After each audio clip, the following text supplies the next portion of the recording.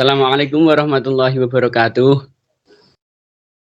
Perkenalkan, kami dari kelompok 1 yang beranggotakan saya Ahmad Haris Irfani dengan NIM 211501029 dan rekan saya Ananda Rombi Kurniawan dengan NIM 211501027 dan rekan saya satu lagi yang bernama Muhammad Sarwani Ihsan yang malam ini belum bisa mengikuti representasi karena masih berhalangan ada urusan lain. Oke, kelompok kami akan mempresentasikan materi arsitektur sistem informasi dengan pembekalan materi yang berjudul pemodelan sistem pedoman pemodelan enterprise. Untuk pada materi ini memiliki capaian pembelajaran yang yaitu mahasiswa mampu menjelaskan bahasa, pedoman, dan visualisasi yang digunakan sebagai dasar pembuatan sebuah pemodelan arsitektur enterprise. Untuk topik bahasannya pada kali ini, yang pertama yaitu proses pemodelan, yang kedua panduan untuk pemodelan, yang ketiga readability dan usability model. Konseptual integrity adalah seberapa jauh sebuah model dapat dipahami pikiran seorang manusia tanpa tergantung pada kompleksitasnya. Kedua, ide utama konseptual integrity adalah bahwa rancangan yang bagus dapat memperlihatkan kesatuan yang konsisten, yang mudah dipahami oleh orang lain. Ini memungkinkan seseorang dengan pengetahuan dan pemahaman yang terbatas untuk memahami sebuah model dengan mudah. Masuk pada pembahasan pertama yaitu proses pemodelan. Yang pertama, sebuah model adalah sebuah konsep abstrak yang jelas dari beberapa bagian atau aspek dari dunia nyata. Selanjutnya, model fokus pada aspek spesifik dari dunia nyata berdasarkan tujuan mengapa model tersebut dibuat. Yang ketiga, dalam enterprise arsitektur, pemodelan biasanya melibatkan pembuatan representasi abstrak dari perusahaan. Yang keempat, proses bisnis ada di dalamnya. Yang kelima, infrastruktur TI. Yang selanjutnya, yang keenam, hubungan di antara keduanya. Contoh aspek yang sering disertakan dalam model enterprise arsitektur yaitu 1. Produk, 2. Proses bisnis, 3. Aplikasi, 4. Elemen infrastruktur TI, dan selanjutnya kelima, hubungan-hubungan mereka antar keempat elemen tadi. Pemodelan sebagai proses transformasi. Tujuan pemodelan proses pada dasarnya berkaitan dengan tujuan pengetahuan atau knowledge, sehingga pembuatan model harus bertujuan untuk memenuhi tujuan pengetahuan ini. Proses pemodelan berkaitan dengan transformasi pengetahuan, persetujuan, dan komitmen dari partisipan, serta sebagai pusat representasi yang digunakan sebagai tools dalam transformasi ini. Dalam transformasi model ini. Aktivitas dasar dalam pemodelan. Dalam proses pemodelan ada beberapa jenis aktivitas berbeda yang dilakukan, yang tidak selalu dilakukan secara linear, tetapi iteratif dan sangat interaktif. Yang pertama yaitu seorang arsitek mendiskusikan keputusan rancangan dan versi awal model dengan berbagai stakeholder dan kemudian mengulangi beberapa aktivitas dalam urutan berbeda atau bahkan melewati aktivitas tertentu. Aktivitas dalam proses pemodelan ada beberapa langkah. Yang pertama yaitu menetapkan tujuan, lingkup, dan fokus. Pemodelan adalah aktivitas yang didorong oleh tujuan. Tujuan umum dari model arsitektur perusahaan adalah untuk menyediakan 1. Wawasan tentang proses, infrastruktur TI, dan penyelarasannya. 2. Dasar untuk mendesain ulang proses bisnis. Yang ketiga, dasar untuk mendesain ulang aplikasi. Yang keempat, dasar untuk desain ulang infrastruktur. Yang kelima, dasar untuk menyelaraskan bisnis di bidang TI. Anda harus memutuskan ruang lingkup dan fokus model. 1. Bagian mana dari realitas yang akan dijelaskan dalam model. Hanya proses primer. Aspek apa yang akan dijelaskan di tingkat rincian seperti apa. Yang kedua, memilih viewpoint untuk membuat model. Arsitek membuat model menggunakan viewpoint yang memberikan serangkaian konsep dan hubungan yang akan digunakan selama proses pemodelan. Memandu dalam menentukan informasi apa yang harus dimasukkan dalam model, mengingat para pemantau kepentingan, tujuan pembuatan model dan fokusnya. Menggunakan sudut pandang desain untuk membuat model, tetapi ini juga akan dilakukan dengan menggunakan jenis sudut pandang lainnya. Yang ketiga, membuat dan menstruktur model. Pada tahapan ini, Anda mampu mengumpulkan informasi yang diperlukan dan menyusun dan memvisualisasikan model arsitektur perusahaan. Yang pertama, arsitektur enterprise hampir tidak pernah dilakukan sesuai lapangan.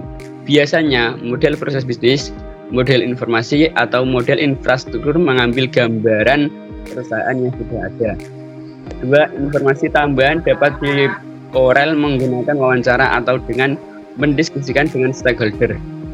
Yang ketiga, berdasarkan informasi yang diperoleh, Anda membuat dan menyusun model. Tujuan penataan model adalah untuk mengurangi kompleksitas visual yang membuatnya lebih mudah untuk dikenal dan dipahami. Yang keempat, pembuatan model melalui satu atau lebih representasi visual sesuai dengan sudut pandang yang dipilih. Yang keempat yaitu memvisualkan model. Langkah pertama, bergantung pada jenis dan kebutuhan stakeholder, memilih satu atau lebih cara yang sesuai dengan memvisualisasikan model. Menggunakan model. Yang kelima, pada tahapan ini Anda menggunakan presentasi model untuk berkomunikasi dengan para pemangku kepentingan. Langkah-langkah khas dalam menggunakan representasi visual adalah 1. Validasi. Anda dapat memvalidasi model secara tidak langsung dengan memeriksa apakah pemangku kepentingan setuju bahwa pandangan yang dibuat dari model ini adalah representasi yang benar dari situasi aktual atau yang dimaksudkan. Yang kedua, memperoleh komitmen dari para pemangku kepentingan utama. Setelah mencapai kesepakatan, para pemangku kepentingan utama harus berkomitmen pada dampak atau potensi dari apa yang dijelaskan. Yang ketiga, menginformasikan pemangku kepentingan lainnya. Yang keenam, yaitu memelihara model. Langkah pertama yaitu proses pemodelan bersifat iteratif. 2. Iterasi ini membantu dalam mendapatkan pemahaman yang jelas tentang tujuan dari proses pemodelan, keprihatinan para pemangku kepentingan individu, dan sejauh mana model membantu dalam mencapai tujuan ini. Jenis-jenis aksi pemodelan. Terdapat banyak cara bagi arsitek untuk membuat atau mengubah konten sebuah model. Namun ada sejumlah tindakan atau aksi dasar pemodelan, yaitu 1. Menemukan kandidat elemen dalam model. 2. Memperbaiki elemen dalam model. 3. Membuang sebuah elemen model. Yang keempat, membuat abstrak dari konsep atau relasi. Yang kelima, mentranslasi elemen. Yang keenam, mendokumentasi tindakan atau aksi pemodelan. Panduan-panduan untuk pemodelan. Panduan pertama yaitu panduan utama pemodelan adalah sebagai berikut. 1. Sebuah model harus bisa menjawab pertanyaan-pertanyaan. 2. Buat perbedaan jelas antara model dan visualisasinya. Yang ketiga, maximum of quantity. Memiliki dua bagian, yaitu buat model seinformatif mungkin. 2. Jangan buat model yang informasinya tidak diperlukan. Yang keempat, maximum of quality. Memiliki dua bagian juga. Yang pertama, jangan buat model yang diyakini palsu. Kedua, jangan buat model bila tidak cukup fakta atau bukti. Untuk selanjutnya akan saya lanjutkan. Maxim yang kelima ada maximum of relevance. Ada 1, buat model yang relevan. Misal, buat model untuk hal yang berkaitan dengan tujuan pemodelan. 6. Maximum of manner. Ada 2, yaitu hindari ekspresi yang tidak jelas, hindari keraguan, buat singkat, hindari konsep dan relasi yang tidak perlu, buat berurutan. Yang ketujuh ada buat model secara interaktif. 8. Buat model secara dinamis. 9. Ekonomis dalam model. 10 ekonomis dalam view, 11 buat konsep dapat dikenali, 12 buat struktur dapat dikenali, 13 buat model yang konsisten, 14 jaga model yang berhubungan konsisten, 15 buat model dengan tepat dan lengkap sesuai kebutuhan, 16 perlakukan pertimbangan yang berbeda secara pemodelan dan abstraksi. Pendekatan pemodelan interaktif membuat mengatasi kompleksitas pemodelan enterprise arsitektur melalui penggunaan level abstraksi yang berbeda. Dengan level ini, pertama, buatlah konsep dan relasi inti dalam model enterprise arsitektur model. Sebelum memberikan detail lebih lanjut, ada beberapa hal yang harus dipahami. Pertama, dapatkan konsep inti dan relasi inti untuk abstraksi level tertinggi. Kedua, tetapkan penggunaan level abstraksi yang dibatasi. Ketiga, tentukan level abstraksi berdasarkan tujuan pemodelan. Keempat, buat level abstraksi konsisten. Menstruktur model dan visualisasi. Untuk model yang memiliki banyak konsep dan relasi, menstruktur model membantu untuk pertama, mengurangi kompleksitas visual model sehingga memudahkan stakeholder untuk mengenali dan memahami model. Kedua, menemukan struktur berulang pola atau inkonsistensi. Model arsitektur dapat berisi jenis struktur yang berbeda-beda. Pertama ada functionality, functional decomposition. Kedua temporal struktur, data flow, control flow. Yang ketiga ada usage, dependencies, calc graph. Keempat ada location, physical distribution. Kelima ada data struktur, tipe atau kelas hierarchis. Keenam ada work unity of implementation modul struktur. Prinsip struktur yang penting dan sering digunakan. Pertama, buat model yang gampang dipahami. Kedua, pisahkan behavior internal dan eksternal. Ketiga, gunakan layer. Keempat, kelompokkan berdasarkan tahap atau phase. Kelima, kelompokkan berdasarkan produk atau layanan. Keenam, kelompokkan berdasarkan informasi yang digunakan. Tujuh, kelompokkan berdasarkan distribusi fisikal. Kedelapan, pisahkan bagian yang independen. Readability dan usability model. Arsitektur enterprise digunakan untuk menggambarkan fungsi di dua utama di bagian yang berbeda dalam perusahaan. Untuk itu model harus readable dan usable oleh para stakeholder yang membutuhkannya. Readability dan usability sebuah model ditentukan oleh kompleksitas model tersebut. Agar model bisa readability dan usability, visualisasi model harus menggambarkan hubungan elemen-elemen model dengan jelas. Saat pembuatan visualisasi model arsitektur enterprise dan dua hal yang menjadi masalah. Pertama, visualisasi harus mencantumkan informasi sebanyak mungkin sesuai dengan tujuan dan maksud untuk memenuhi keinginan stakeholder. Kedua, para stakeholder visualisasi hanya dapat menangkap kompleksitas visual yang terbatas dari model. Penyeimbangan kedua hal di atas jadi tantangan yang penting saat menciptakan sebuah model.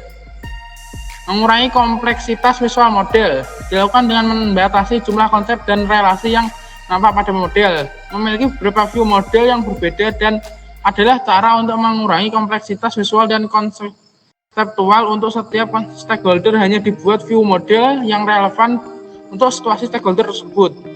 Solusi lain adalah menggunakan abstraksi. Manusia bisa memahami model yang berisi tidak lebih dari 30 elemen. Manusia hanya bisa memproses 7 lebih ataupun kurang 2 elemen pada satu waktu. Buatlah model dengan level abstraksi yang berbeda. Pada level tertinggi hanya perlihatkan konsep inti dan relasi inti saja yang penting bagi arsitektur enterprise dan tidak perlu detail. Kedua, konsep dan relasi lebih detail diperlihatkan pada objek komposit. Untuk menjaga model arsitektur enterprise tidak boleh memiliki lebih dari 3 level abstraksi. Prinsip-prinsip dalam visualisasi model yang kompleks. Pertama ada proximity, menghubungkan menghubungkan objek yang saling berdekatan. Kedua, continuity,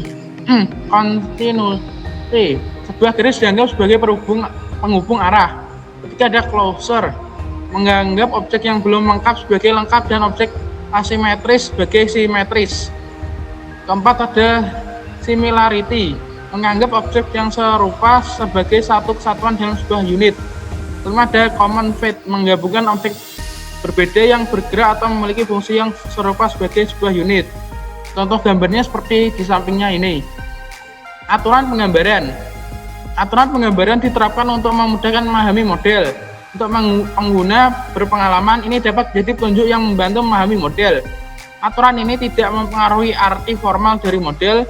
Dalam pemrograman ataupun aturan yang umum adalah penamaan dan indentasi untuk memudahkan mendeteksi struktur persarangan dalam kode program. Penggunaan layout. Layout adalah atribut visual yang penting dari sebuah model. Layout yang baik dapat dipahami dengan cepat dan secara mudah. Contoh penggunaan layout yang baik. Pertama, menggunakan web space. Kedua, membedakan kasus normal dan eksepsional. Ketiga, menggunakan simetris untuk menekankan kemiripan. Keempat, mengurutkan waktu dari kiri ke kanan. Kelima, menghindari persinggungan garis.